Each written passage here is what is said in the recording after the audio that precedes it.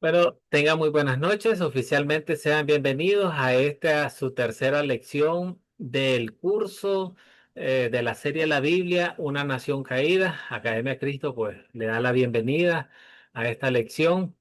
El día de hoy, en esta lección número 3 vamos a estudiar Segunda de Reyes, capítulo 18 y 19. Vamos a estudiar dos grandes personajes que aparecen en esta historia bíblica, donde son el rey Ezequías y el profeta Isaías. Bueno, sean todos bienvenidos, ya nos aprovechamos, ya nos saludamos un poco. Saludes a nuestros hermanos que están entrando. Jessica, buenas noches. Saludos a cada uno de ustedes. Bien, vamos a dar inicio con una oración. Vamos a orar en el nombre del Padre, del Hijo, del Espíritu Santo. Amén. Oh Señor, tú eres un castillo fuerte que puedes protegernos de nuestros mayores enemigos, el diablo, el mundo incrédulo y nuestra propia naturaleza pecaminosa. Envía tu Santo Espíritu a través de tu santa palabra para que crezcamos en fe y tengamos la fuerza para acudir a ti en oración de manera continua y con fervor, igual que el rey Ezequías hizo cuando estaba rodeado por el poderoso ejército asirio. Amén. Amén. Bien, hermanos, los objetivos que tenemos esta noche para nuestra lección son dos. Vamos a utilizar el método de las 4C para leer, entender, Segunda de Reyes, eh, capítulo 18 y 19. Y el segundo objetivo para esta noche, vamos a ver las diferencias que hay en las profecías en el Antiguo Testamento y en el Nuevo Testamento. Vamos a iniciar con el captar. Para captar la atención de ustedes, tenemos una pregunta. ¿Quién es un profeta en el Antiguo Testamento? ¿Quién desea participar en esta pregunta? Déjenme ver, levantó su mano Juan Rodríguez, después de Eli. Buenas noches. Eh, un profeta en el Antiguo Testamento era como la voz de Dios, el mensajero, el atalaya directamente del Señor. Y lo vamos a ver en esta lección, cuando, no quiero adelantarme, pero siempre que los reyes necesitaban, o por lo menos en este caso, que el rey era un hombre fiel al Señor, y oraba al Señor, la respuesta venía por medio de un profeta. O sea, era Eh, como decir ese atalaya, esa voz, ese mensajero de Dios para el pueblo de Israel en ese tiempo. Excelente, gracias por su participación.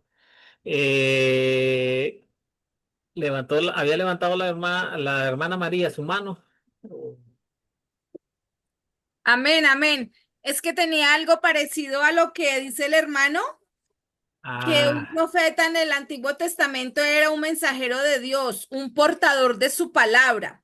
Prácticamente él era como el intercesor entre Dios y el pueblo. Eh, la misión principal del profeta era como comunicarnos las revelaciones divinas de Dios. Eso era lo que tenía, entonces muy parecido, pero gracias. bien, bien, gracias por su participación. ¿Alguien más desea participar en esta pregunta?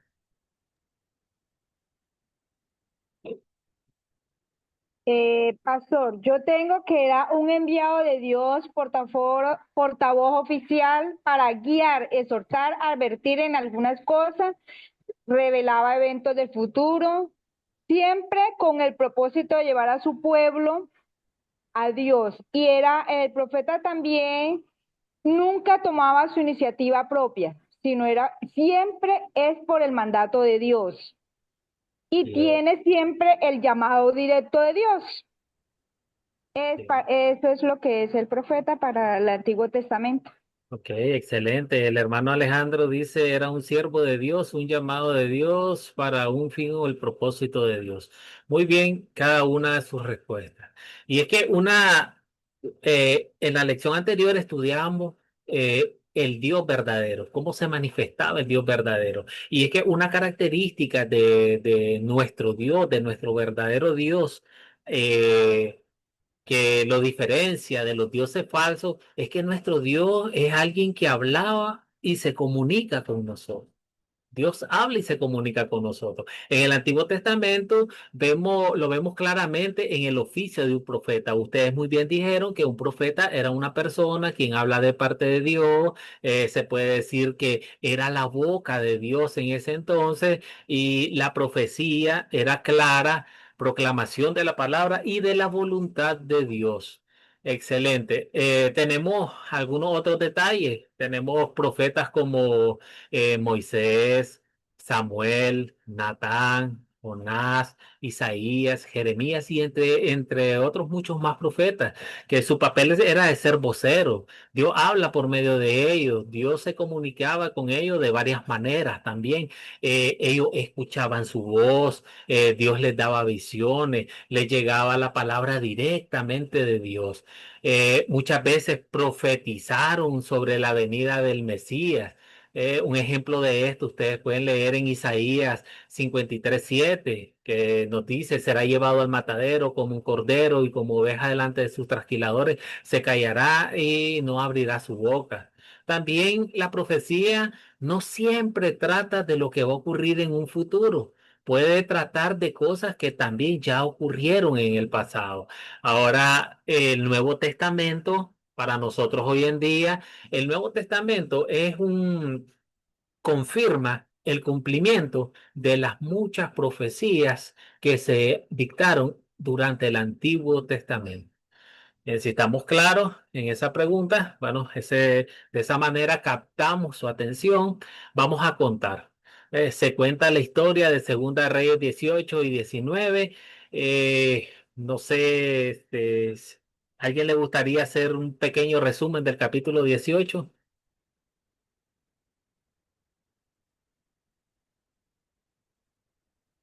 Yo sé que la lectura era bastante larga, entonces vamos a aprovechar el tiempo para que avancemos. Le voy a hacer un breve resumen yo. Al tercer año del reinado de Oseas en Israel comenzó a reinar a los 25 años de edad el rey Ezequías en el reino de Judá. Este hizo lo bueno delante de Dios, delante de Jehová, conforme a todas las cosas que había hecho David, su padre. Quitó los lugares altos, quebró las imágenes de acera, destruyó los símbolos de acera, incluso mandó a destruir la serpiente de bronce que Moisés había mandado hacer. Este puso toda su esperanza en Jehová, donde quiera que iba o cosa que hacía, prosperaba porque guardó los mandamientos de Jehová. Sabemos que se rebeló contra el rey de Asiria, derrotó a los filisteos, mientras que Asiria por un lado tomaba Samaria, el reino del norte, y los sometía al cautiverio, llevándolos al otro lado del río Abor, los establecía en la ciudad de los Medos, nos dice. Sabemos que Israel no atendió la voz de Jehová, quebrantó su pacto. A los 14 años del reinado de Ezequías subió Sennacherib, rey de los asirios, en contra de las ciudades de Judá y las tomó imponiendo tributo de 300 talentos de plata, 30 talentos de oro. El rey Ezequías dice que entregó en su momento hasta todas las riquezas que habían en el templo de Jehová. Él había mandado a forrar las puertas del templo en oro y todo eso también lo arrancó, dice la lectura, y para entregarlo al rey de Asiria.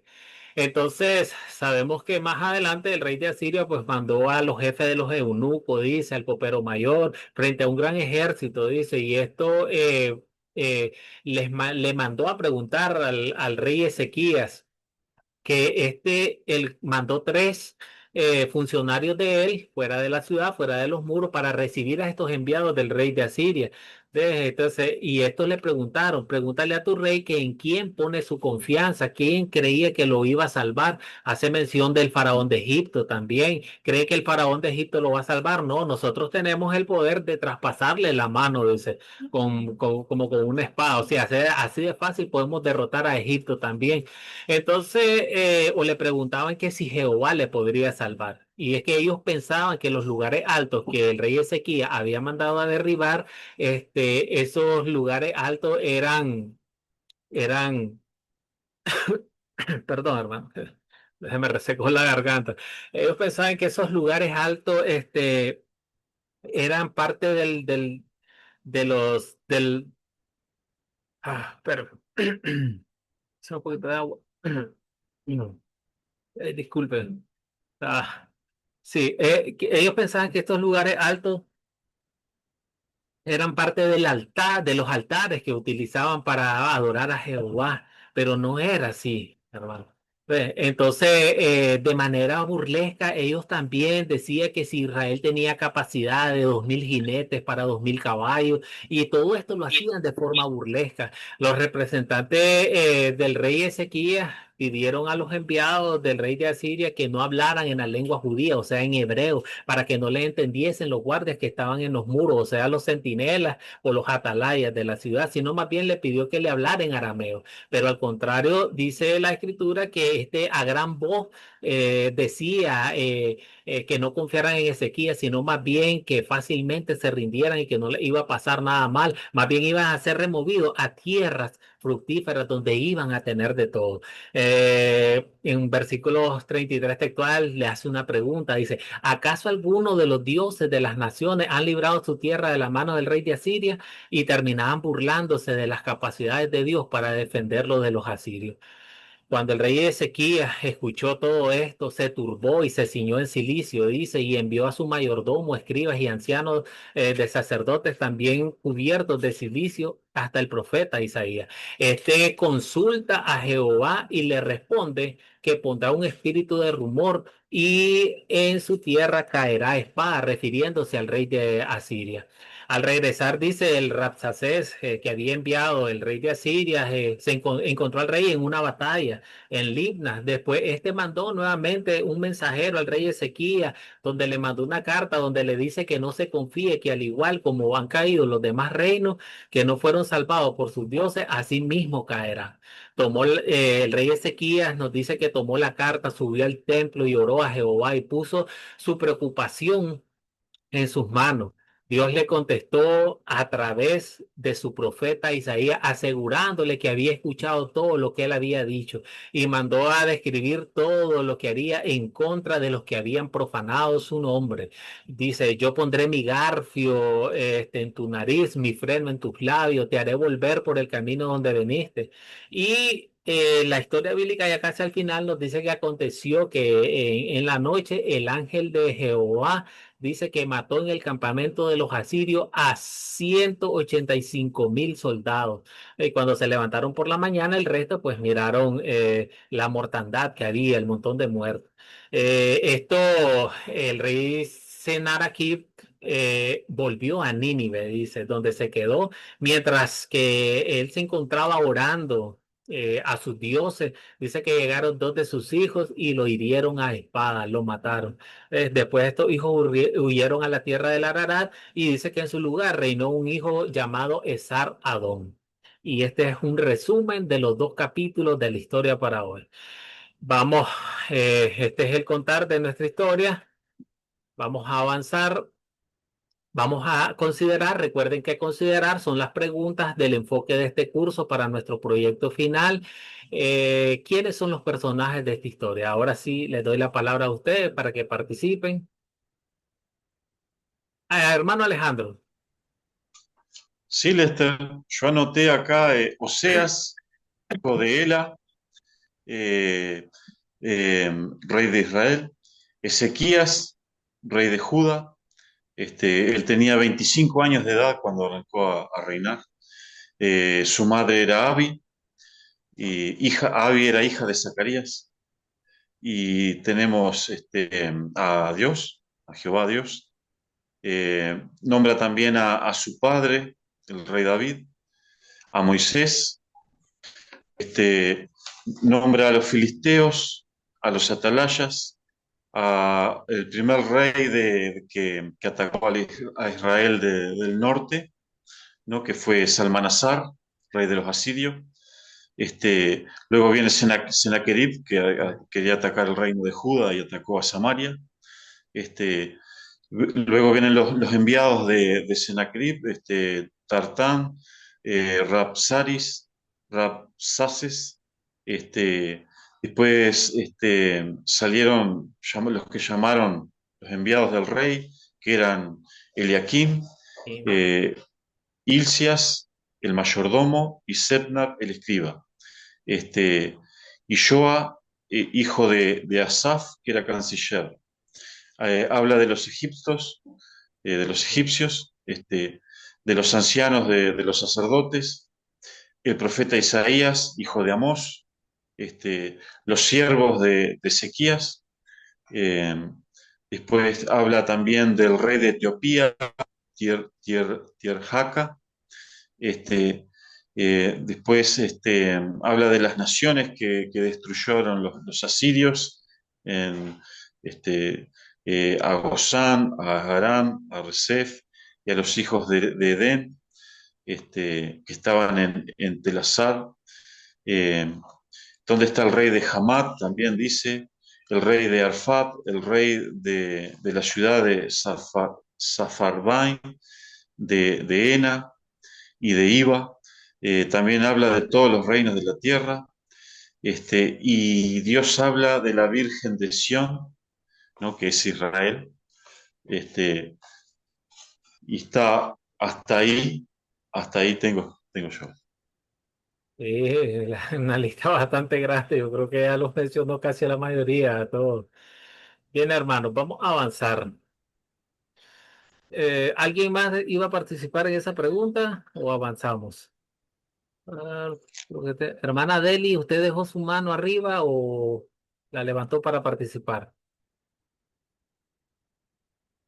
La levanté para participar, pero ya yo creo que las dijo todo porque es lo mismo que yo tenía. Sí, ¿verdad? Ya Es está la que yo, mayoría. Pero apóyenos en esta, pues, en esta pregunta. ¿Cuáles bueno, son sí, los señor, objetos de esta en esa. historia? Bueno, yo los objetos que encuentro son la serpiente de bronce, el oro y la plata del templo, que fue con la que entregó los tributos, la carta de Senaquerín, eh, los ídolos, los altares, las murallas, las estatuas Ok. y el saco, que eran las vestiduras de luto que se ponían. Esas Sí, algunas de los objetos que yo conseguí, que yo vi pues ahí. sí, ahí solo agregaría vestido rasgado de los oficiales de Judá, Sí, vestidura áspera del rey. Sí, pero vestiduras, sí. excelente, sí, ha mencionado todo, correcto. La siguiente pregunta, ¿dónde ocurrió la historia? Hablamos del lugar. ¿Quién desea participar acá? A ver, ¿quién de los Hay varios hermanos? lugares, creo yo, Sí. pastor. Por lo menos uno, la ciudad de Jerusalén, que es la capital de Judá, que allí fue donde uno de los ejércitos de Asiria para intimidar al pueblo. También tentamos la ciudad de Nínive, la ciudad de Judá, que fue la principal lugar donde el reino de Ezequías está, Samaria. María. Y la casa también encontramos la casa de Isaías, el templo de Nisrán y el campamento asirio. Bien. Hermana María Mercedes levantó su mano. ¿Quiere completar la lista? Bueno, creo que le faltó Laquis, una de las ciudades de Judea. La... Asiria la mencionó, el imperio invasor. Sí, Jerusalén, la capital de Judea, perdón, y el reino de Judea. Ezequías reinaba en el reino del sur. sí. Bueno, aquí yo solo les agregaría a usted el templo de Jerusalén, la casa del Señor, donde entró el rey Ezequías para orar. Entonces lo podemos contar también como un lugar donde se desarrolló esta historia, porque ahí hubo un evento bien importante también. Fue cuando el rey Ezequías puso su oración a Dios, pidiendo socorro y auxilio. Excelente, hermano. Entonces, miren, esta historia nos cuenta también de que así como el reino del norte fue tomado en su totalidad, ¿ves? Por el primer rey asirio, eh, igual quisieron entrar al reino del sur, pero en el reino del sur solo llegaron a conquistar la ciudad de Laquis. ¿Ves? Esta ciudad corresponde al nombre de Tel Ed Duwayr, también conocida como también Tel Lakish. Dice, también se trata de un montículo arqueológico ubicado en las tierras bajas de Judea. Esto queda aproximadamente a 40 kilómetros del suroeste de Jerusalén, en lo que hoy en día es Israel. Entonces, para que miremos hasta dónde llegó el ejército asiria en su momento en el reino del sur, porque no llegaron hasta Jerusalén, más los enviados que tenían fuera de los muros y un campamento que tenían cerca donde tenían la ciudad sitiada. Bien, hermanos. Dice, ¿cuándo ocurrió la historia? Hablamos en el tiempo. ¿Cuándo ocurrió la historia? ¿Quién desea participar?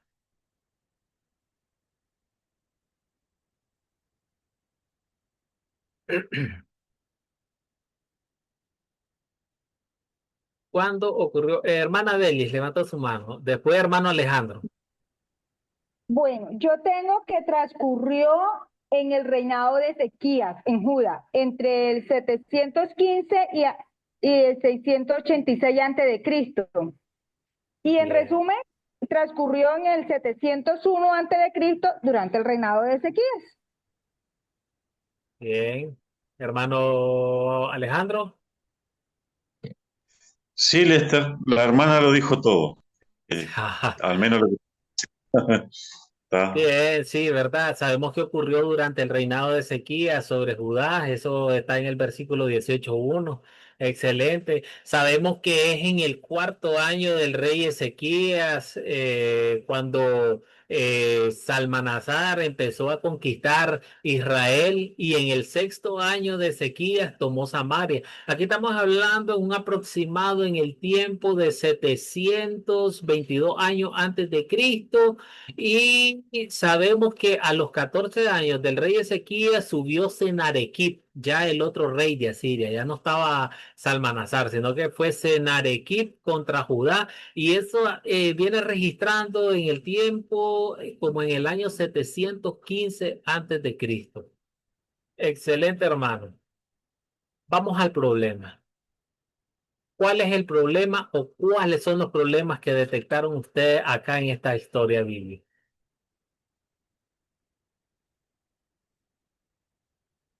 ¿Quién desea participar? Démosle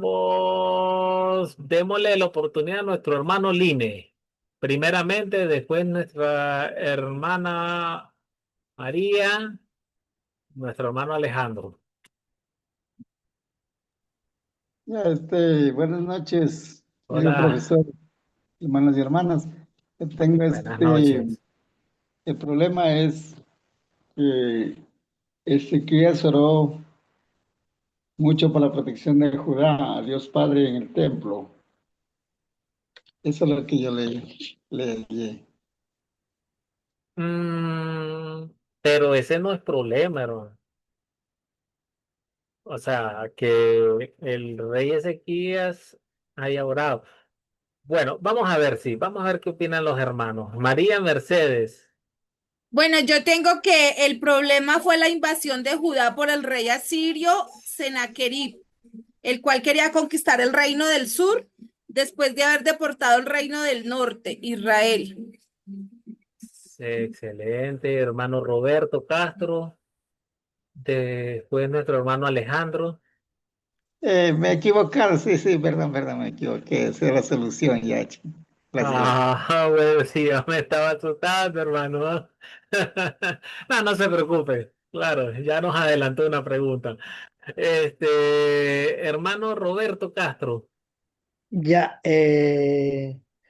yo veo aquí el problema es que el rey Ezequías quitó los lugares altos, quebró las imágenes, cortó los símbolos de acera, le hizo pedazos, la serpiente de bronce que había hecho Moisés. Yo ahí veo el problema también. No, hermanito. Sí, No, ese no es problema, sí. Porque recuérdese que ahí está destruyendo todos los lugares que ocupan para adorar a dioses falsos. ya. Sí, sí, no, no, ese no es problema. Bien, hermano Alejandro. Sí, Lester, el problema que veo yo El rey Ezequías en sí había cumplido con todo, ¿no? Pero el problema que tenemos acá es que había una clase de soborno, de tentación, de engaño, de parte de los asirios, ¿no? Con todas las palabras que ellos, cuando mandaron sus mensajeros, y que también había engaño porque al hablar en hebreo, estaban haciendo que la gente que estaba escuchando, este, fuera engañada. ¿Para qué? Para accionar al rey. Pero el rey de antemano, fue tan recto, dice la palabra, que el rey Ezequías fue recto para con Dios, ¿no? Que él avisó al pueblo de antemano. Pero los asirios eran un enemigo formidable, ¿no? Creo que los asirios eran una maquinaria de guerra formidable. Ya decir que son 185.000 hombres que van a pelear ahí, es un gran ejército. Y aparte de eso, no era el grueso de todo su ejército, ¿no? Porque por lo que dicen acá las escrituras, no, era un ejército importante, pero no este. Entonces ahí veo que tenemos varios problemas. Tenemos el problema de una seducción, de un engaño, de una trampa de parte de los asirios. Ellos utilizan todas las armas, no solamente la fuerza bruta, sino para que el pueblo pudiera caer y traicionar al rey Ezequías, ¿no? Gracias, gracias. Este, Bueno, sí. creo que pese a que él oró, él fue fiel en todo, tenía ese enorme problema. A veces nosotros hacemos las cosas rectas y, y- y tenemos que mantenernos firmes porque no nos salen las cosas y decimos, ¿qué pasó acá? Creo que ahí una gran voluntad del reino, Ezequiel, y una gran fe también. Ok, muchas gracias. Hermano César, Hermano, buenas noches. buenas Mi opinión es noches. la siguiente. Yo pienso que el problema era ante la invasión del extranjero, sabiendo que Sennacherib ya había destruido al reino del norte y ahora bajaba al reino del sur. Entonces el rey Ezequías sabía que había un problema. Era un ejército poderoso y él tenía que tomar una decisión cómo enfrentarlo. Y lo que él hizo fue poner en oración ante Dios para que Dios peleara por ellos y que Dios solucionara el problema que tenía porque iban a destruir Bien, bien. ¿cómo se Bueno, llama? A la población. Esa es mi opinión, pastor. muchas gracias. Hermana Manuela Morillo,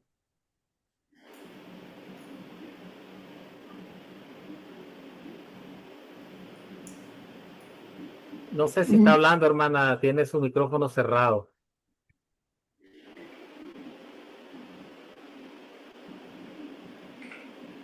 Bien, mientras El tanto, enemigo quería sí. invadir. Ok, invasión, ok, dicen amenazas María, dice amenaza militar, Juan Rodríguez, el problema era que sus enemigos querían invadir el reino del sur, amenazas psicológicas, dice María, muerte masiva, el rey de Asiria tenía una boca muy grande, hablaba mucho, sí, presión sobre el liderazgo de Ezequías. Bien, hermanos, entonces, sí, ustedes han mencionado muchos de los problemas que registra esta historia. Pues Asiria viene a conquistar y tras una conquista vienen a matar, vienen a llevarse en cautiverio a Jerusalén, tenían sitiada la ciudad, así como mencionaba alguien en el chat, nos decían, hay una presión psicológica, imagínense, los tienen sitiados. Eh, Son más de 185.000 soldados que tienen los asirios cerca en un campamento de la ciudad. Entonces, los asirios dicen que no muestran misericordia. El versículo 18-17, ellos arrasaron con todas las naciones que se ponían en su camino. Eh, lo peor de todo, de este problema, pues, ya ahí, pues, había mencionado un hermano que el rey tenía una boca muy grande, dice. Entonces, lo peor de todo es que los asirios se burlaban de Dios.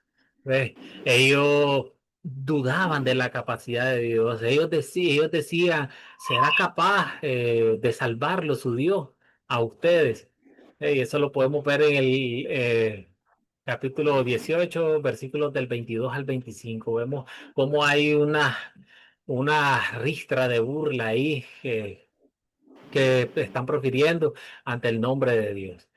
Bien, hermanos, se resuelve el problema y cómo. ¿Quién desea participar acá? Hermana Delis. Bueno, se resuelve de dos formas, una humana y una definitiva. La humana, cuando Senaquerí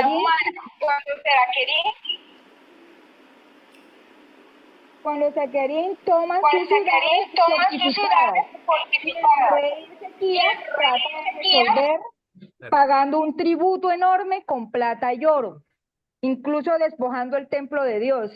Pero eso no detuvo las amenazas de Senaquerí, sino él siguió enviando mensajes con insulto y amenaza contra Jerusalén. Y vemos la definitiva, que ante el peligro Ezequías ora a Dios y busca la ayuda del profeta Isaías, que lo encontramos en el capítulo 19, del 1 al 7.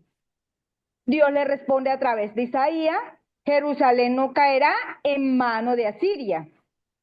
Y en la noche, el ángel de Jehová hiere a 185,000 soldados.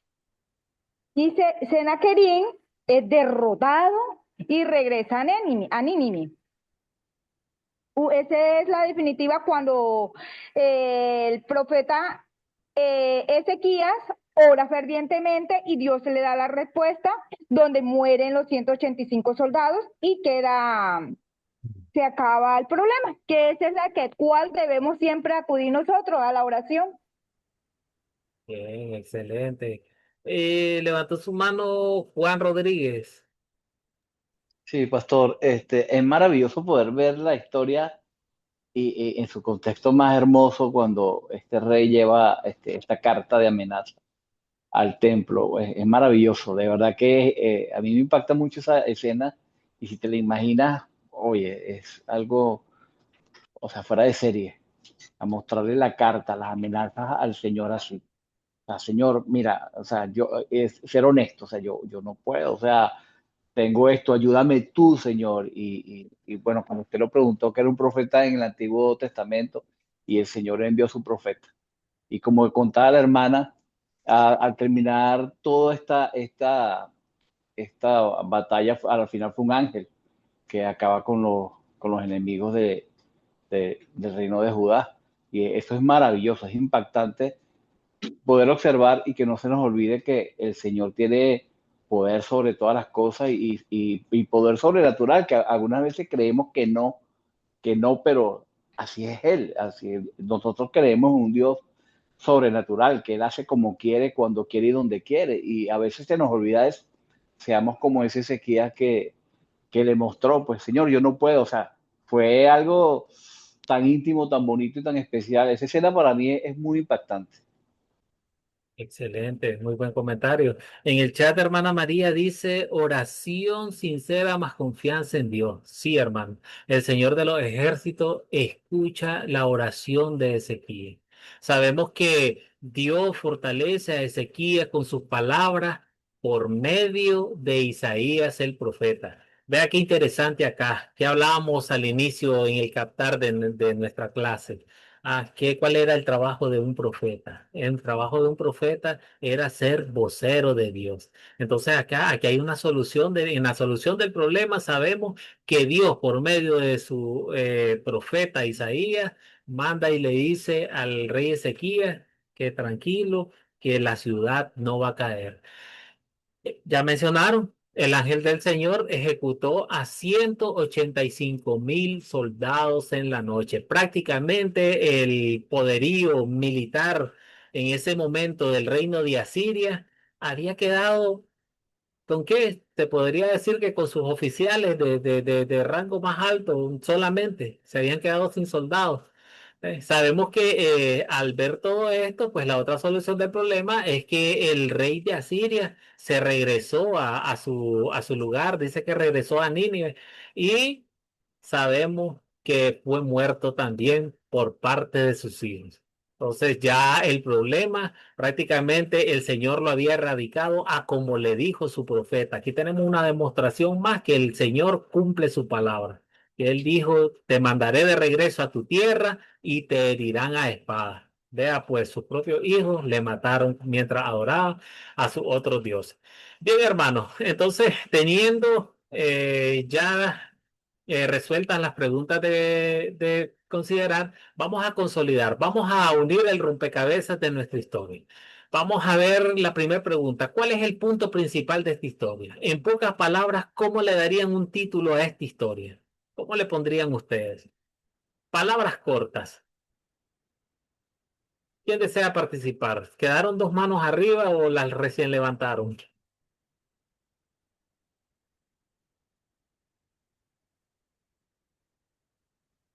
¿Quién desea dar el punto principal de la historia? Pastor, si me lo permite, Claro, le escucho. el punto principal de la historia, lo que nos enseña la historia, es confianza en el Señor. La confianza en el Señor por medio tal vez de la intimidad en oración. Ese es el título que yo le pondría. Bien. ¿Quién más desea participar?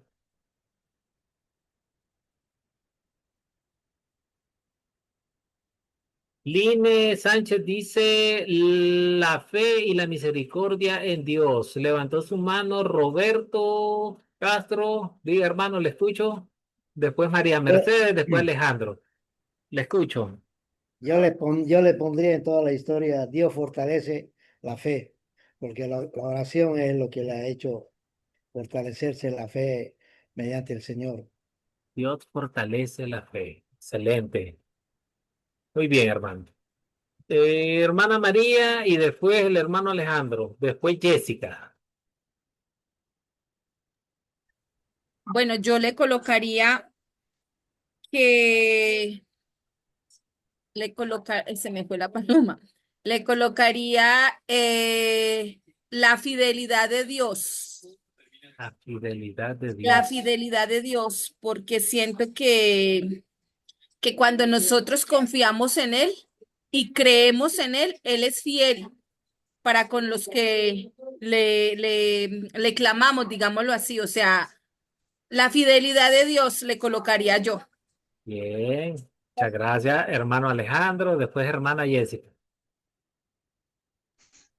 Yo le pondría el título La voluntad de Dios, La ¿no? voluntad de Dios. Re- sí, trayendo a memoria en el Apocalipsis, cuando los ancianos le dicen, porque por tu voluntad fueron para todas las cosas, ¿no? No hay nadie que pueda contra la voluntad de él. Bien. Podría decirle Ah, los designios y la voluntad también. Era esto. los designios y la voluntad de Dios, dice. Ok, muchas gracias. Hermana Jessica. Sí, yo le pondría Ezequías pone orden y obediencia en el pueblo de Dios, porque me gusta ver que cuando él sube al trono, él lo primero que hace es tirar todos los altares, todo lo de los dioses que desde un principio estaba en contra de los mandatos del Señor. Y por esa obediencia podemos ver cómo Dios es fiel con él al escuchar sus oraciones por la obediencia y la fe que tenía él. Muy bien, muy excelente. Y bueno, ¿alguien más desea participar? En el chat tenemos a Aline Sánchez, dice la fe y la misericordia en Dios. Cristina dice confianza y obediencia en Dios. Luis Mancía dice depender totalmente de Dios y confiar en su poder. Excelente, la mayoría van, bueno. Hay unas manos levantadas, Delis, Manuela, María Mercedes, no sé si quedaron arriba todas esas manos. Para mí yo le pondría el título La victoria no depende de la fuerza humana, La sino del poder de Dios. Oh, muy Es buen el título. título que yo le pondría. Ah, bien, muy buen título, sí, ¿verdad? Y un título rápido, pues yo, en este caso, pues Dios salvó a Jerusalén del ejército asirio en respuesta de las oraciones del rey. Es- Viene siendo igual lo que ustedes también han mencionado, su confianza que él tiene en Dios, él lleva en oración hacia Dios. Vea lo primero que hace él toma la carta, cuando se la llevan, él se desesperó como cualquier persona, como cualquier ser humano, se sintió en ese momento desesperado, pero lo primero que hizo es mandar a sus representantes que fueran donde el profeta Isaías y él subió con la carta directamente al templo de Jehová a pedirle y a orar. Él puso su confianza siempre buscando la solución en Dios primero. Muy bueno. Avancemos pues, hermanos. Si no hay más comentarios, avancemos nuestras preguntas. ¿Qué pecado? Vamos a aplicar la ley del Evangelio acá. Vamos a, en nuestra vida, vamos a ver qué pecado vemos en esta historia, qué pecado nos enseña a confesar esta historia también. Mm, Habían levantado mano, pero la bajaron. Hermana Beli, ¿usted dejó su mano arriba o la levantó? Bueno, bueno, yo el pecado veo la soberbia, la blasfemia contra Dios, que se refleja en ambos capítulos. Se refleja la soberbia y la blasfemia. La arrogancia contra Dios representada en la actitud del rey de Asiria y sus mensajeros. ¿Y cómo me confronta? Porque muchas veces confiamos más en nuestras fuerzas materiales que en las cosas de Dios. Lo digo en mí, oro y muchas veces no tengo la fe de que Él me las va a dar, sino que creo que yo con mi fuerza las puedo conseguir. De esa forma me confronta. Excelente, muy bueno. Sí. Hermana María, después hermano Alejandro. Bueno, yo veo aquí la blasfemia contra Dios, la idolatría y desconfianza en Egipto, la desesperanza y la desesperación. Veo esos pecados y a veces, o sea, los identifico en mi vida porque a veces nosotros de pronto en una situación cuando tenemos una dificultad, nosotros a veces entramos en desconfianza y nos desanimamos porque no vemos respuesta, o sea, no vemos como que lo que estamos pidiendo, o sea, a veces no aprendemos que todo es en el tiempo de Dios. A veces no entendemos que todo es en el tiempo de Dios y queremos todo ya. Y entonces, como no las vemos, muchas veces blasfemamos contra Dios inconsciente o conscientemente. Nosotros también renegamos, o sea, decimos cosas que en el momento no pensamos para decir, sino que después es que caemos en cuenta. Muy bien. Hermano Alejandro.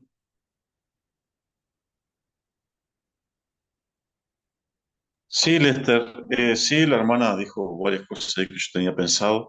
No, el tema que ella también dijo, iba a decir la idolatría, porque hay que ver que el reino de Israel cayó por causa de la idolatría. También Samaria, también Laquis, ¿no? ¿Por qué hubo tanta destrucción y tanta calamidad ahí, ¿no? Debido a ese tema. No que la hermana ya lo había mencionado, pero Bien. simplemente como por qué cayeron todas esas zonas y Judas se mantuvo, ¿no? Creo que Correcto. Eh, nuestra hermana Juana Rodríguez dice que mira desobediencia, prepotencia. Nuestro hermano César, no temer a Dios el Todopoderoso. Sí, hermanos, ustedes han mencionado muchos de los pecados que esta historia nos enseña a confesar. Y muchas veces uno de los pecados es cuando el miedo nos invade. ¿eh? El pecado de rendirnos ante los que odian a Dios, porque creemos o pensamos que son demasiado poderosas esas personas ante nosotros. A veces tal vez nos sentimos menos, y nos rendimos a estas personas que humillan a Dios. Ahora, otro pecado muchos que caminan por vista, que no caminan por fe. Mira el pueblo de Israel, el pueblo de, perdón, el pueblo de Judá. En ese momento, ver la ciudad de Jerusalén sitiada, saber que no muy largo hay un campamento de 185.000 soldados preparados y listos para, para entrar en acción a la batalla, para tomarse la ciudad. Entonces el pueblo muchas veces atemorizado, mire cómo los enviados del profeta Ezequías le decían a los enviados del rey Senarequib que por favor les hablara en arameo y que no les hablara en su lengua materna, que es la lengua hebrea, para que los centinelas, los atalayas no se dieran cuenta, para que no se dieran cuenta todas las barbaridades que decían en contra de Dios.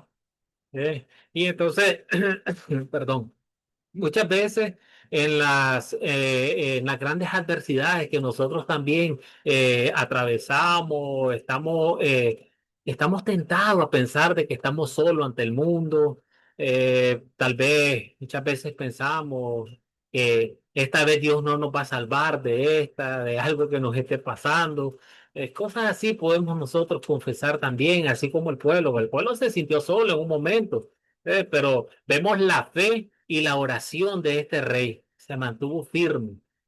Ya lo mencionamos, lo primero que él hizo al recibir esa carta, como toda persona, se asustó, pero fue hasta el templo de Jehová y oró a Jehová.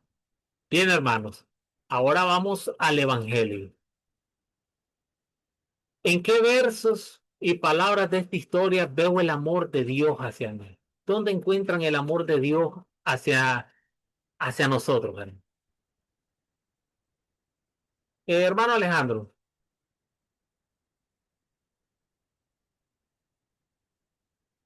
¿tiene su micrófono cerrado, hermano?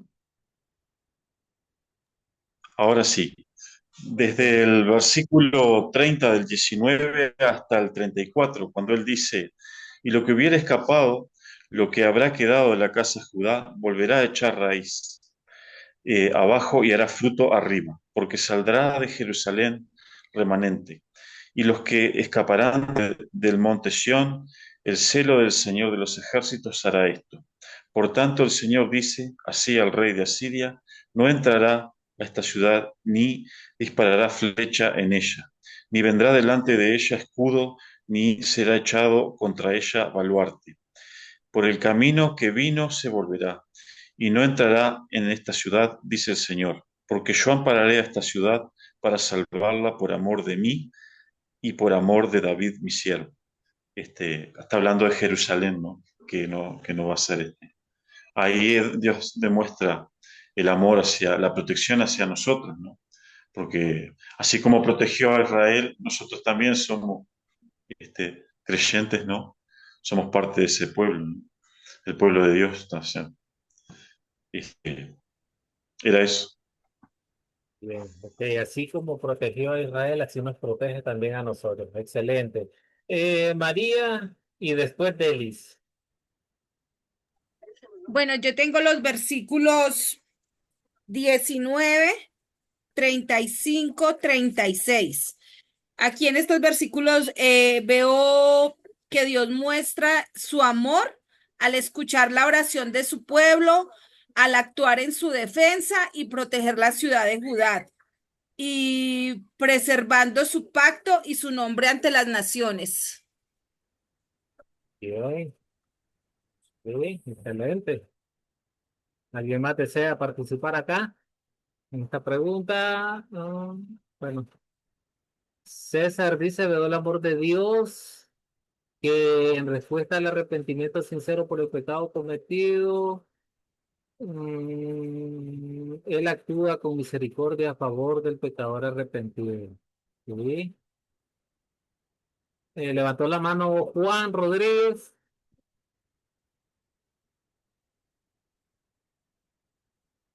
Abra su micrófono, hermano, si lo tiene. Pastor, yo veo el amor de Dios en los versículos finales de esta historia, también cuando el profeta no solamente le dice al rey que el Señor va a hacer todo, o sea, lo va a defender y todo esto que pasa, ¿no? Sino que también les ofrece provisión, o sea, les ofrece descanso en esa área que veo en la historia que como que pasa un poquitico desapercibida, que él habla de la provisión. Entonces, me parece que es extraordinario poder ver que el Señor no solamente toma el cuidado de nosotros en la parte de ataques de los enemigos, sino que él siempre da un paso más adelante, porque también cuida esa parte de nuestras vidas que las necesidades sentidas que podamos tener nosotros, en este caso el alimento. Entonces me parece extraordinario poder ver esos últimos versículos donde dice que van a comer de lo que brote y al siguiente año de lo que hay en la tierra, al siguiente año lo que brote y después cosecharás, dice la palabra. Y me gustó mucho poder entender que Dios es el Dios de nosotros al cual le creemos. Él es un Dios integral y está pendiente de todas las áreas de nuestras vidas. Bien, excelente respuesta. María nos dice en el chat, dice, Dios escucha la oración, Dios protege por amor a su palabra, a su pueblo, por fidelidad a David. Sí, hermano, el amor de Dios acá está en que Dios salvó al rey Ezequías, salvó a su reino también del enemigo terrible y formidable como lo es el poderoso ejército asirio. Eran una potencia en ese momento. Ellos andaban, sabemos que por las historias bíblicas, andaban arrasando con todos los pueblos y reinados de la región. ¿Ves? Pero a nosotros también nos ha salvado, hermano. Nosotros tenemos, así como ellos en ese momento, el pueblo de Judá tenía ese enemigo poderoso. ¿Ves? Nosotros tenemos tres enemigos poderosos espiritualmente para cada uno de nosotros a diario en nuestras vidas, hermano. Y es que donde son el diablo, el mundo, incluso nuestra carne pecaminosa, son nuestros enemigos, hermano. Y sabemos que nuestro Señor Jesucristo nos ha librado de estos enemigos que tenemos. Dios, nuestro Señor Jesucristo, nos ha salvado a cada uno de nosotros de enemigos tan grandes espirituales que enfrentamos cada día. Nosotros podemos leer acá en Colosenses 2:13 al 15, dice, antes ustedes estaban muertos en sus pecados, aún no se habían despojado de su naturaleza pecaminosa, pero ahora Dios les ha dado vida justamente con él y les ha perdonado todos sus pecados. Ha anulado el acta de los decretos que había contra nosotros y que nos era adversa. La quitó de en medio y la clavó en la cruz. Desarmó además a los poderes y a las potestades y los exhibió públicamente al triunfar sobre ellos en la cruz. Colosenses 2:13-15, hermano, explica que antes nosotros éramos personas muertas espiritualmente, estábamos muertos en el pecado, pero Dios nos dio vida a cada uno de nosotros a través de Cristo Jesús. Él ha perdonado nuestros pecados. Él canceló esa deuda que teníamos nosotros con la ley. Esa deuda ha sido clavada en la cruz. Pues, a través de este acto, Jesús venció y no solo venció, avergonzó públicamente a estos poderes espirituales de maldad que se oponían a Dios. Sabemos que en la cruz nuestro Señor Jesucristo ha triunfado sobre ellos, ha librado a la humanidad del dominio del pecado, no ha roto las cadenas que nos tenían atados a cada uno de nosotros que estábamos muertos en el pecado. Por eso, hermano, bien lo dice este versículo, antes estábamos muertos, pero ahora ya no. porque ese es el amor más grande de Dios hacia nosotros hoy en día, que entregó a su Hijo amado. Nuestro Padre Celestial ha entregado a su único Hijo y no escatimó nada. No escatimó nada. Y dice que en Juan podemos leer también nuestro Señor Jesucristo que no hay cosa más hermosa, dice, que dar su vida por sus amigos. Y así refiriéndose a sus discípulos y a todos nosotros también. Eso fue algo placentero para nuestro Señor Jesucristo, el haberse entregado a muerte en el madero para pagar por cada uno de nuestros pecados. Bien, hermanos, avancemos. ¿Qué pediré que Dios obre en mí para poner en práctica su palabra? Como hijos a un Padre amoroso, ¿qué le pedirían ustedes a nuestro Padre amoroso? ¿Quién desea parar? Jessica, Delis y Line. Jessica. Sí, bueno, refiriéndome en el versículo que también muestra el amor de Dios, donde menciona a David, que dice que en consideración a David, él va a ser la ciudad salva, ¿verdad? Entonces, yo creo en la promesa de que tú y tu casa serán salvos.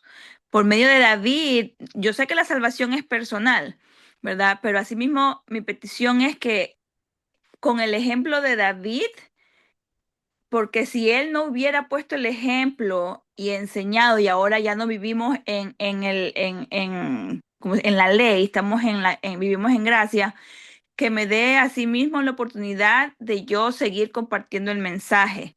Porque por medio de uno, así como fue David, y él fue el antepasado ay, se me fue el nombre ahorita, ay, se me fue, ¿cómo se llama? de, de Ezequías.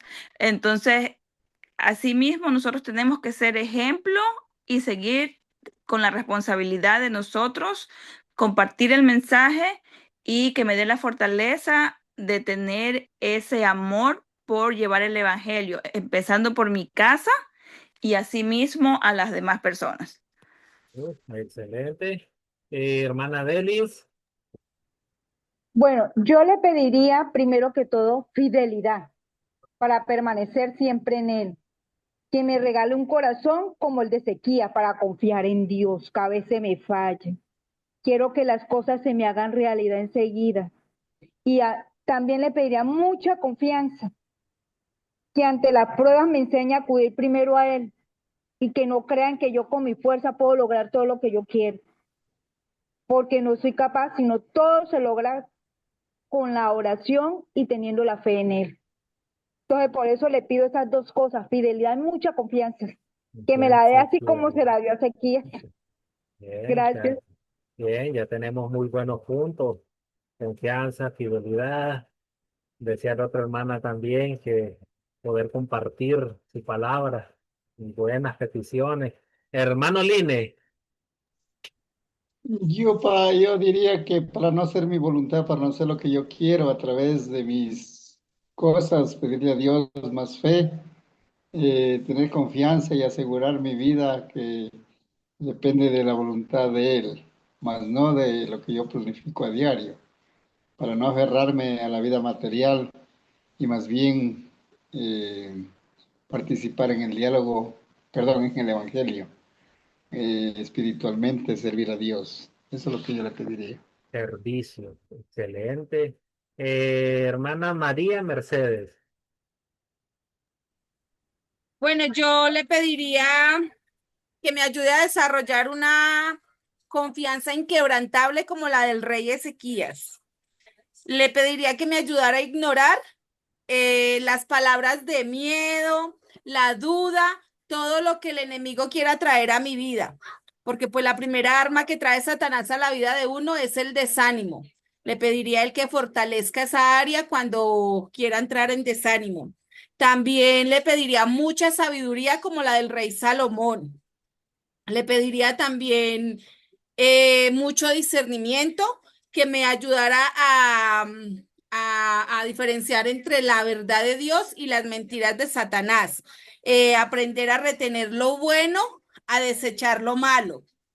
Y una fe en la soberanía de Él. O sea, sobre todo, tener la fe y la confianza de que Él siempre, siempre va a estar respondiendo a sus hijos. O sea, que no hay ninguna oración que no sea escuchada. Y ante todo, una oración ferviente y sabia, porque sabemos que la oración tiene mucho poder y cuando lo hacemos con sabiduría y fervientemente, o sea, perseverando. No, por ejemplo, que oremos hoy y ya mediodía no oremos o mañana ya no, porque como no pasan las cosas, no recibimos respuesta, entonces nos desanimamos y dejamos de orar porque creemos que esa oración nos sube al trono celestial. Entonces, seguir perseverando en oración hasta que Dios responda, porque Él siempre nos va a responder en su tiempo y bajo su voluntad, pero siempre va a llegar respuesta. Excelente. En el chat, hermano Luis Mencía escribió, le pediría sabiduría, humildad, sencillez de corazón y sobre todo fe para aprender totalmente de él. Eh, Hermano Alejandro, a pesar de las dificultades, permanecer en oración. Nuestra hermana Manuela dice un corazón conforme a su palabra. Juan Rodríguez, discernimiento para estar atento en estos tiempos ambiguos. Excelentes respuestas, excelentes peticiones, mejor dicho. Sí, ustedes lo dijeron, como el rey Ezequías, Dios quiere que acudamos a él en oración cuando los enemigos nos amenazan. Él quiere que nosotros pongamos nuestra confianza en Él y que le lleguemos a Él con todas nuestras preocupaciones. Traerte tus cargas hacia mí, dijo nuestro Señor Jesucristo. Ahora, eh, también vamos a pedir que no nos dejemos intimidar por los enemigos de Dios de ninguna manera. Sabemos que en la actualidad hay muchos lugares donde el evangelio no es bien visto, no es bien recibido. Y muchos tienden a evitar, mejor no voy ahí, no predico su palabra, cuando tal vez en esa zona, en ese lugar, hay personas que sí quieren escuchar de la palabra, pero no pueden porque no, la palabra no llega. Entonces, vamos a pedirle eso a Dios, que nos quite ese miedo, que no nos dejemos intimidar. ¿Ves? Y sobre todo vamos a usar esta historia bíblica, hermano. Esta historia bíblica es apropiada para con creyentes que están en peligro o es que están bajo amenaza.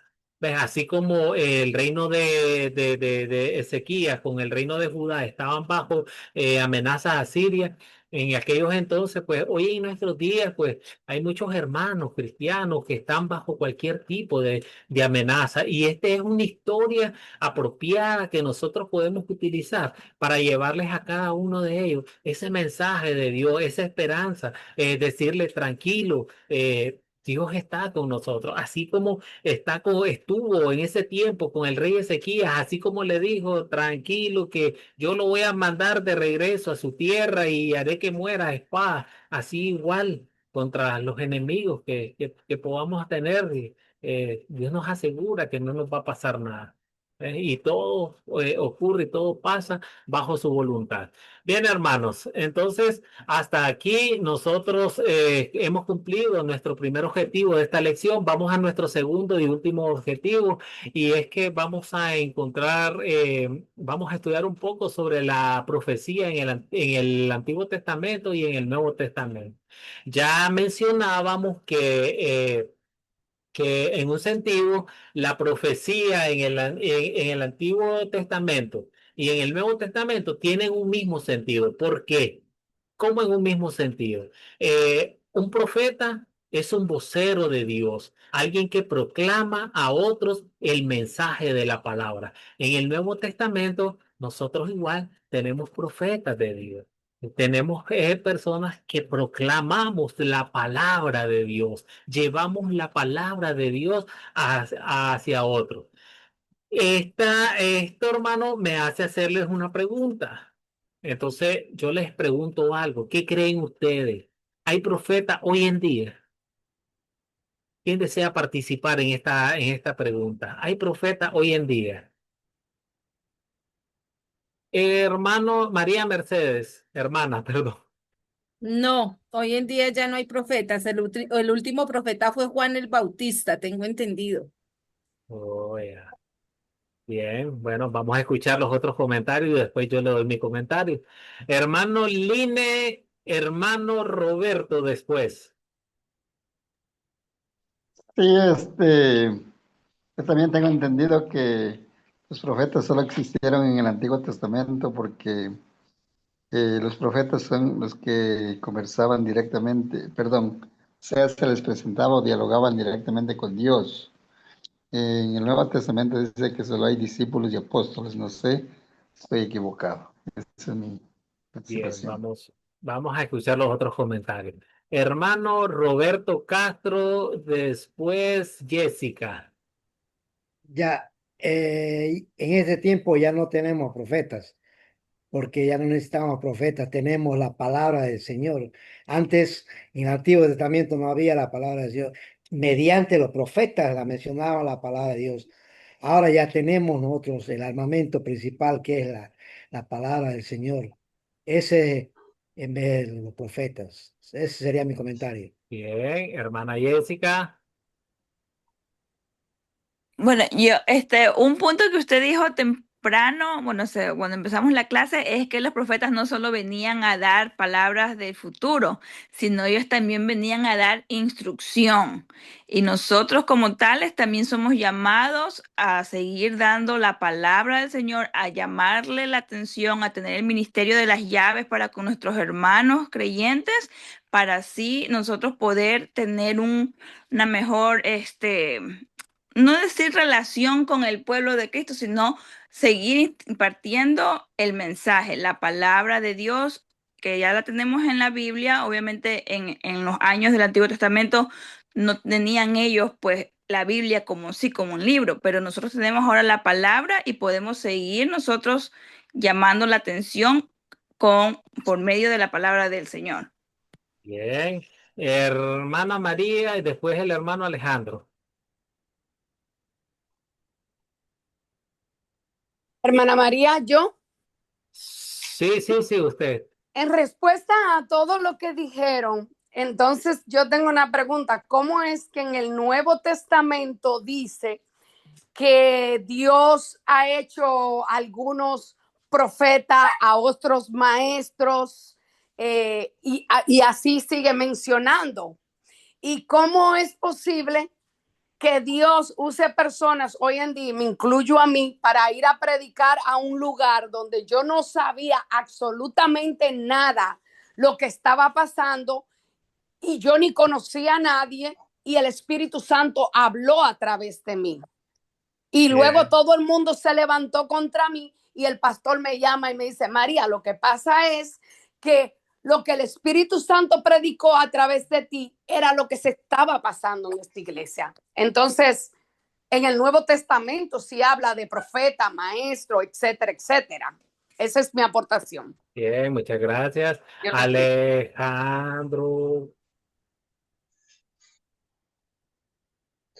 Sí, Esther, lo mismo que la hermana dijo, es verdad. Hay que dice que hay personas con don de profecía y todas esas cosas. También lo dijo el apóstol Pedro cuando nombró al profeta Joel, que en los últimos tiempos este, los ancianos verán sueños y los jóvenes profetizarán. No me acuerdo bien, sé que están hechos apóstoles. Y hay que decir también que la historia no se ha acabado y que en el Apocalipsis nombra que en los últimos tiempos Dios va a mandar dos de sus profetas, dos ¿no? Y también los ángeles. O sea que una profecía, profetas van a seguir existiendo, ¿no? Bien, excelente. Hermana Delis. Pues yo sí creo en en el Nuevo Testamento, sí hay nuevos profetas, porque yo viendo que según la palabra en Apocalipsis dice que Juan fue uno de los últimos profetas antes de llegar Jesús. Y yo también digo lo que decía la hermana María. Dios no creo, si le da poder o dones o para que una persona vaya y gane nuevas almas, predique, consiga y siga la palabra de Dios. Y hay algunos que sí, sean falsos profetas, pero yo creo en lo que dice la hermana María, también pienso igual y también pienso que así como había profetas en el Antiguo Testamento, hay en el Nuevo Testamento. Bien, Y creo que todavía hay algunos, bien. pienso yo, pero serán menores que lo que antiguamente sí, pero sí profetas menores sí hay. Para mí sí. No sé, yo quiero que usted me ayude en eso, me ayude a confirmar eso. Ya, ya, ya. Bien, hermana, gracias por su aporte. Dice el hermano César que ya no hay profeta en nuestros tiempos. Todo lo que Dios quiso decir en su palabra, la Biblia está completa. Bueno, ahora yo les digo algo. Partiendo desde la tarea de un profeta. Al inicio de la clase mencionábamos eso, que era un profeta en el Antiguo Testamento. ¿Cuáles eran sus tareas? Dice que la tarea de un profeta, la función principal era transmitir o es transmitir el mensaje de Dios al pueblo, siendo la palabra divina inspirada. Correcto. Hasta ahí estamos bien, ¿verdad? Entonces, sí hay profetas en el Nuevo Testamento. Bien, yo le voy a dar unas citas bíblicas en el libro de Hechos donde lo menciona también, donde se habla de profetas que, bien, valga la redundancia, sacaron profecías neotestamentarias para la gente de nuestros tiempos, o sea, para nosotros. Ok, pero hay una diferencia. Sí hay profetas, pero con una diferencia. La forma de cómo comunicarnos con Dios. Esa es la diferencia. Profetas en el Antiguo Testamento, profetas en el Nuevo Testamento. Su función principal, ser voceros de Dios, llevar la palabra de Dios. Usted y yo somos voceros de Dios. Llevamos el mensaje del Evangelio. Llevamos su palabra. Pero cómo la recibieron ellos, a cómo la recibimos nosotros, ahí está la diferencia. Ya les explico. Hebreos 1, del 1 al 2, dice Dios, quien muchas veces, véase bien, Dios, quien muchas veces y de distintas maneras habló, de distintas maneras, habló en otros tiempos a nuestros padres por medio de los profetas. Véase lo que está diciendo ahí. Está diciendo en tiempo pasado, habló a los profetas y con los profetas del tiempo pasado habló directamente por medio de sueños, por medio de revelaciones. Vea cuando Isaías subió, miró el trono, miró los querubines a la par de Dios con sus 6 alas, cómo se cubrían. Miren cuánta revelación hubo. Leemos también el libro del profeta Ezequías, cuánta revelación, cuántas visiones. Leemos el libro del profeta Daniel, cuánta revelación, cuántas visiones que estos vieron.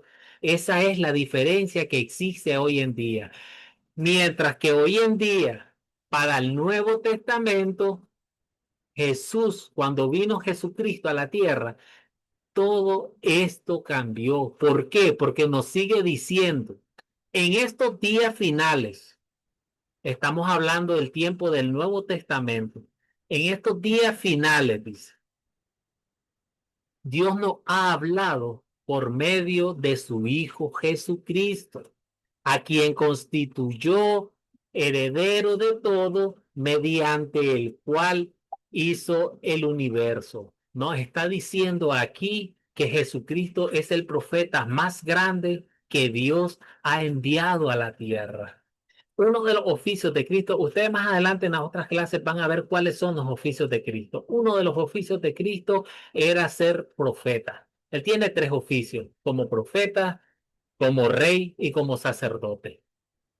Uno de sus oficios es el de ser profeta. A diferencia de los demás profetas, él es la palabra de Dios. Él en carne propia es la palabra de Dios. Él mismo es el cumplimiento del Antiguo Testamento. Entonces, hermano, por eso, usted y yo no necesitamos a ningún profeta. Hoy en día no necesitamos a ningún profeta que nos traiga nuevas revelaciones. No necesitamos a un profeta que nos traiga nuevas revelaciones. ¿Por qué? Porque ya tenemos a Cristo. Él es el verbo, Él es la voz de Dios. Ahora, tenemos a los profetas del Antiguo Testamento, tenemos el fundamento de los apóstoles también, y todo esto lo tenemos en su palabra. Por tanto, hermano, si un profeta tiene como tarea predicar la palabra de Dios, llevar el mensaje de Dios, y nosotros lo hacemos, entonces a nosotros, hermanos, nos basta con predicar y enseñar lo que ya está escrito en el Nuevo Testamento o en la Biblia. Ahora, sí, la hermana María mencionaba, a unos constituyó por maestros, a otros profetas, a otros sacerdotes, a otros, sí. Estamos hablando en el tiempo de Jesús, todavía hubieron revelaciones. Ustedes leen el libro de Hechos de los Apóstoles y ahí todavía vemos cómo el Espíritu Santo se comunicaba directamente con los apóstoles también. Ahí lo podemos ver. ¿Y saben por qué? Recordemos algo, que para ese tiempo ellos tenían en su mano como Biblia o como palabra de Dios, ellos tenían el Antiguo Testamento. Aún no se había escrito el Nuevo Testamento. Para nosotros, hoy en día, nosotros tenemos ya la Biblia completa en nuestras manos. Tenemos el Antiguo y Nuevo Testamento. ¿Ves? Entonces, unas observaciones para el profeta del Nuevo Testamento.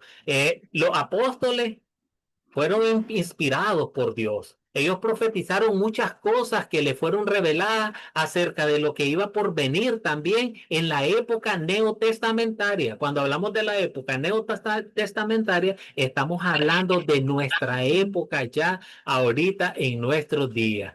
Otro dato importante, el apóstol Pablo nunca se llamó profeta a sí mismo. Ustedes pueden leer todas, que el apóstol Pablo fue uno de los mayores escritores del Nuevo Testamento, y en todas sus cartas él nunca se llamó profeta a sí mismo, ni inclusive en el libro de Hechos de los Apóstoles nunca lo permitió. Sí habían profetas en la iglesia primitiva, y ahí es donde pueden anotar estos versículos, pueden ir a buscar al libro de Hechos en el capítulo 11 y 12. Pueden ir a buscar también en la carta del apóstol Pablo a los Efesios. Espérame que tengo un retorno. En la carta del apóstol Pablo a los Efesios, capítulo 3 y 4 también. Y recordemos que la Biblia todavía no estaba escrita. Hasta aquí, hermano Alejandro, levantó su mano. Sí, Lester, totalmente de acuerdo. Jesucristo es nuestro mayor profeta y todos los oficios que él tiene, ¿no? Es es nuestro norte, es a quien tenemos que mirar. Y no, como yo te decía que la historia no está escrita porque en el Apocalipsis habla de los dos testigos, en el capítulo 11, versículo 3, arranca y dice, y daré a mis dos testigos y ellos profetizarán por 1270 días vestidos de silicio, que es el tiempo de la tribulación. Y dice, estas son los dos olivos, candeleros delante de Dios de la tierra. Si alguno procura dañarlos, sale fuego a la boca de ellos y devora a sus enemigos, y así alguno procura dañarlos, es necesario que así sea muerto. Estos tienen potestad de cerrar el cielo, que no llueva en los días de su profecía, porque ellos van con una misión profética a, este, y tienen el poder sobre las aguas para convertirlas en sangre y para herir la tierra con toda plaga cuantas veces quieran. Sí. Y cuando ellos hubieran acabado su testimonio, la bestia los mata, ellos, Sí. Dios los resucita. Si me permite un momento ahí, hermano Alejandro. Yo le recomiendo, yo le voy a compartir algo con respecto a los dos testigos. no quiero entrar en el detalle, no quiero entrar en detalle para no salirme del tema de la clase. Yo le voy a compartir un documento, yo, por favor. Está bien. Sí, sí, yo le voy a compartir algo. Muchas gracias. Eh, mi hermana María y mi hermano Abdón, después. ¿Cuál primero, profesor? Sí, hermana María Hermano primero. Abdón. Bueno, bueno. ¿Puedo? Le escucho, pues, le escucho, que no. Ya he estado pasando clases atentamente. De pronto quizás estaba en la parte del Evangelio. El versículo 31 del capítulo 19 es el que me llama la atención. Se refiere, a ver, en mi versión dice, porque saldrá de Jerusalén un remanente y del monte de Sión los que se salven. El celo de Jehová de los ejércitos hará esto. O sea, me llama la atención porque el monte Sinaí estaba, la ley de Dios, el monte Calvario es como el Evangelio. Ahora este monte Sinaí se refiere al cuadro de la iglesia del Nuevo Testamento o la ciudad, de Sión, que es la ciudad celestial. Parece que habría una promesa también que se refería a Cristo. Esa sería la pregunta, profesor. Recuerda, hermano, que hoy en día somos pueblo de Dios. Todos somos el pueblo de Dios y esto ya lo aprendimos en las clases pasadas. Dios nos ha comprado y Jesucristo nos ha comprado y nos ha hecho parte del pueblo de Dios. Somos parte de esa promesa. Ese remanente hasta el final de los días, somos hoy su pueblo. Somos todos los creyentes, somos todos los cristianos. Entonces, esa es la profecía más grande de la historia más grande de la Biblia. Jesucristo nos ha ganado y nos ha hecho hijos de Dios, pueblo de Dios. Entonces, aquí vamos incluidos todos los cristianos. O sea, no es en parte personas del Israel actual o de una zona en específica. Recuerden lo que nuestro Señor Jesucristo le dijo a la mujer samaritana en el pozo. Vendrán días, dice, que ya no va a haber necesidad de que vayan al templo a adorar, porque Dios es espíritu y le vas a adorar donde quiera que usted esté. Entonces, eso significa que es una carta abierta, una invitación abierta a que todos nosotros como cristianos formamos parte del pueblo de Dios. Bien, hermana María, sé si le contesté. Sí, yo referente, no le quiero llevar la contraria a nadie, pero yo hablo de lo que yo he vivido. ¿Cómo usted explica que había una joven en coma que yo no conocía y me hablaron de ella y yo estaba por ese hospital y el Espíritu Santo me habló? O sea, que el Espíritu Santo aún habla. El Espíritu Santo me habló y me dijo, la joven de la que te hablaron, ve al hospital que tú estás cerca de aquí y dile que digo yo que ella no va a morir. Yo no conocía a aquella joven, yo no sabía quién era. Yo fui al hospital, hice lo que Dios me dijo, pregunté por la joven, entré al hospital, dejé una carta, llegué a los 3 días y la mamá me dijo, tú fuiste la persona que estuvo aquí. Yo le dije, sí. Y para la gloria de Dios, aquella joven vivió. No estoy diciendo que soy profeta, pero sí digo que el Espíritu Santo aún nos habla y nos envía a decir cosas. No estoy diciendo que soy profeta, pero estoy hablando de las experiencias vividas ante cuya presencia estoy, Jehová. Esa es mi aportación. Muchas gracias. Bien, de hecho yo les voy a compartir, porque no me gustaría que entráramos en detalle por el tiempo. Yo les voy a compartir un documento sobre las profecías de hoy en día. Hay un pasaje bíblico muy bueno, segunda de Timoteo 3, 14 al 17, que dice: tú que por tu parte persistes en lo que has aprendido y en lo que persuadiste, pues sabes de quién has aprendido, que tú desde la niñez has conocido las Sagradas Escrituras, las cuales te pueden hacer sabio para la salvación por la fe en Cristo Jesús. Dice: toda escritura es inspirada por Dios, útil para enseñar, redarguir, para corregir, para instruir en justicia, a fin de que el hombre de Dios sea perfecto, enteramente preparado para toda buena obra. Este pasaje, pues, El apóstol Pablo persiste al joven Timoteo que él persista en todo lo que él ha aprendido desde la Biblia, nos exhorta a permanecer en la verdad revelada en las Escrituras, nos anima, aquí no le está animando a él a buscar otro tipo de revelaciones nuevas. Hay muchos pasajes semejantes a este que nos puedan ayudar. Yo les voy a compartir un documento completo para que ustedes puedan visualizarlo y puedan leerlo. ¿Ves? Porque igual, bueno, acá lo que estábamos estudiando, ya para cerrar, tenemos las características de un falso profeta, que son los que niegan a Cristo, los que contradicen la Biblia, los que mienten, predican, muchas veces predican la fecha de la venida del Salvador, pero han pasado muchas fechas desde su venida. Unos decían que en el 2000, otros que decían en el 2012 con el calendario maya. Hay una iglesia que su fundador 3 veces predijo la venida de Cristo. Ya pasaron esas 3 fechas y no hubo nada. Y ahí está siempre esa iglesia.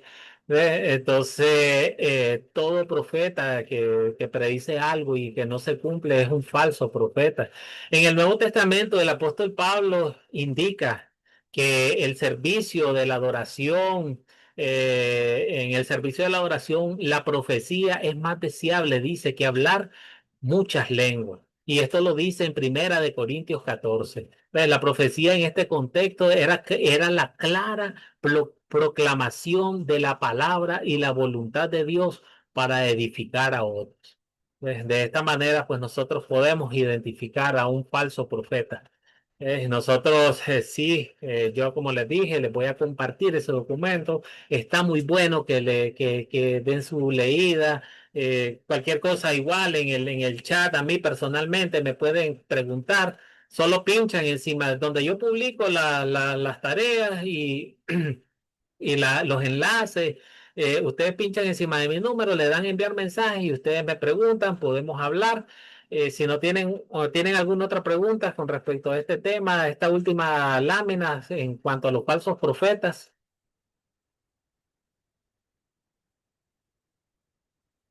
Bien, entonces vamos a dedicar un tiempito fuera ya, vamos a terminar la clase para los que tienen que marchar, y los que se quieran desear quedar un poquito más, pues está bien, podemos quedarnos un poco más revisando algunos temas. La tarea para nuestro próximo encuentro, la lección número 4, va a ser que vean el video de instrucción, van a leer en Jeremías 36, capítulo 36 y 37, y van a leer Segunda de Reyes, capítulo 35, cada uno en sus Biblias. Nos vamos a despedir con una oración. Vamos a orar en el nombre del Padre, del Hijo, del Espíritu Santo. Amén. Dios Padre Celestial, Padre eterno, amado, Dios Todopoderoso, gracias te damos en esta noche, Señor, por el alimento espiritual que nos has traído, Padre Santísimo.